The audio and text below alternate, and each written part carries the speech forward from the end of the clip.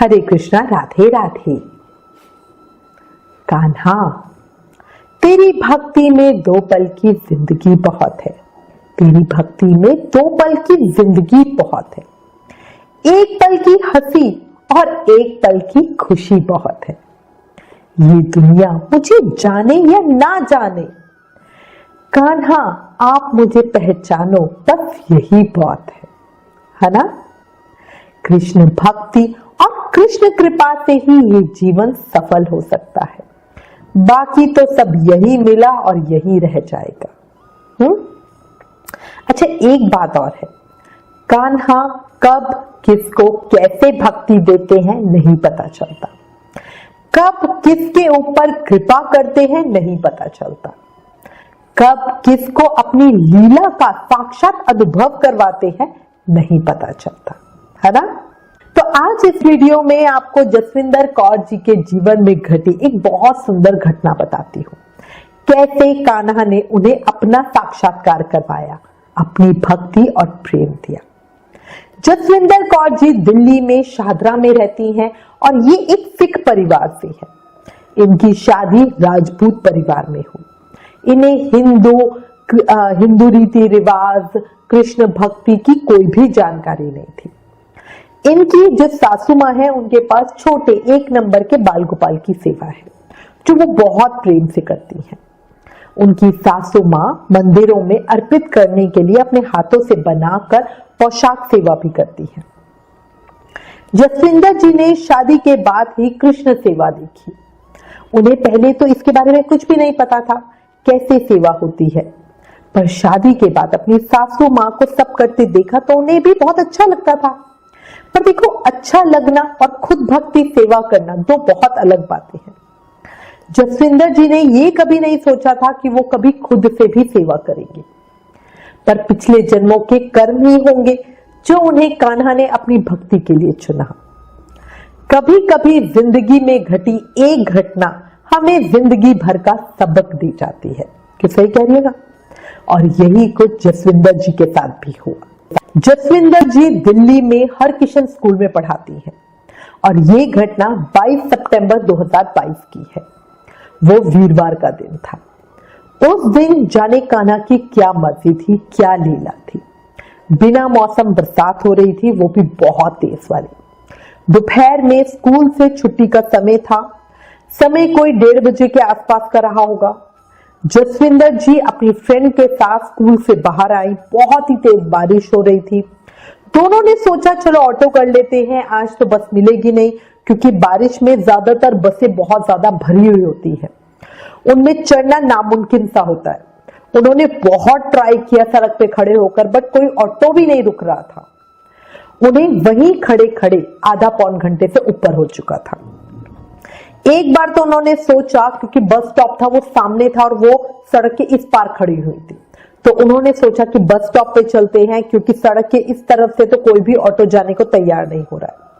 तभी उन्होंने देखा सड़क के दूसरी तरफ शाहदरा के लिए जाने वाली बस नंबर 623 निकल के जा रही है, जो बिल्कुल खाली थी।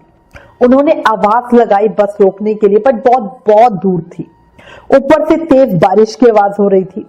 बस को देखकर जसविंदर जी के मन ने कहा, कान्हा इस बस को रोको, और तभी बस रुक गई। ऐसा लगा मानो कान्हा ने उनकी बात सुन ली हो और एकदम बस रोक दी हो।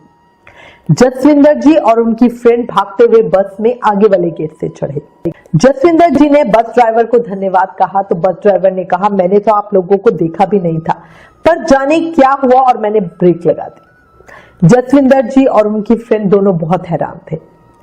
बस में राधा कृष्ण के भक्ति गीत चल रहे थे, जिसको सुनकर जसविंदर जी और उनकी सहेली एक दूसरे का मुंह देखने लगे और फिर उन्होंने हाथ जोड़कर दिल से कान्हा को शुक्रिया कहा।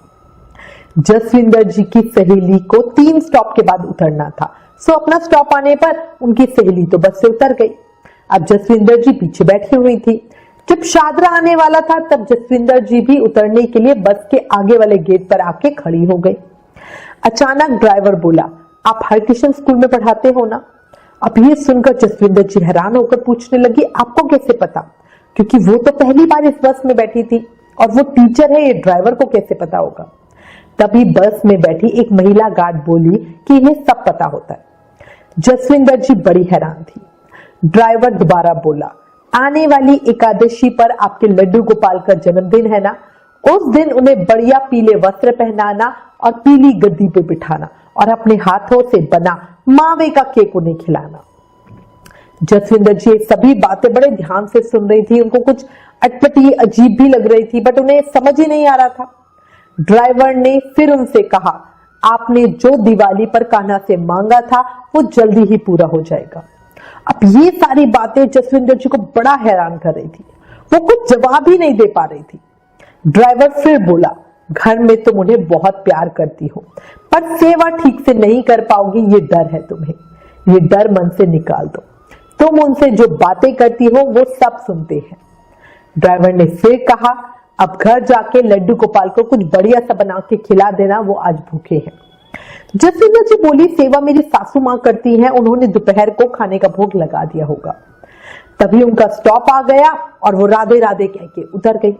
अब पूरा रास्ता वो ड्राइवर की बातें सोचे जा रही थी। फिर ड्राइवर को कैसे पता चला कि हमारे घर लड्डू गोपाल की सेवा होती है, या उन्हें ये कैसे पता चला कि दिवाली पर मैंने लड्डू गोपाल से एक मन्नत मांगी थी। और वो मनी मन सोच रहा है कितना अजीब था सब। बस में हुई बातों को सोच कर जसविंदर जी की आंखों से आंसू भी आने लग गए। घर पहुंचकर सारी बात उन्होंने अपनी सासू मां को बताई तो उनकी सासू मां भी हैरान हो गई और उनकी सास की आंख से भी आंसू निकलने लग गए। और सासू मां बोली, आज मैं लड्डू गोपाल जी को भोग लगाना भूल गई, क्योंकि किसी जरूरी काम की वजह से मुझे बाहर जाना पड़ा और मैं भी अभी वापस आई हूं। अब इसी से लड्डू गोपाल जी भूखे रह गए थे। जसविंदर जी ने उसी समय आटे का बढ़िया सा हलवा बनाया और अपने हाथों से लड्डू गोपाल को भोग लगाया। जसविंदर जी और उनकी सासू मां को यकीन हो गया कि बस ड्राइवर और महिला गार्ड कोई और नहीं, स्वयं बिहारी जी महाराज और राधा रानी थे, जो उन्हें सेवा अपराध से बचाने और भक्ति का आशीर्वाद देने आए थे। अब आप बताओ, किस किस का मन कहता है कि वो हमारे बिहारी जी महाराज जी थे, या ये कहो कि वो किसी और को कभी गलती नहीं करने देते। अगर हम गलतियां करते हैं तो वो हमें सही रास्ता दिखाते हैं, स्वयं आ जाते हैं हमारे सामने। तो सही कह रही हूं। और अब बिहारी जी महाराज की कृपा देखो जसविंदर जी पर। अब जसविंदर जी बड़े कान्हा जी 10 नंबर के खुद वृंदावन से लेकर आई। अब खुद उनकी सेवा पूजा करती हैं और भक्ति में मन अब ऐसा रम गया है कि उन्हें कुछ और अच्छा ही नहीं लगता। जसविंदर जी के जो बच्चे हैं वो भी कान्हा जी की सेवा बहुत मन से करते हैं। कान्हा जी के श्री चरणों में विनती है, ऐसी ही कृपा प्रेम भक्ति जसविंदर जी पे बनाए रखे और हम सबको भी इसी तरह मार्गदर्शन करते रहे। हमसे भी सेवा अपराध ना हो, ऐसी कृपा करे, सेवा अपराध करने से हमें भी बचाए रखे। सही कह रही हूं? मेरे कान्हा, तेरी कृपा आशीर्वाद और प्रेम के साए में मुझे जिंदगी बितानी है। जो कुछ भी है मेरे पास सब मेरे कान्हा की मेहरबानी है। ना मैं कुछ थी, ना कुछ हूं, ना हो पाऊंगी। ये शरीर तू, मन तू, आत्मा तू और तू ही जिंदगानी है ना?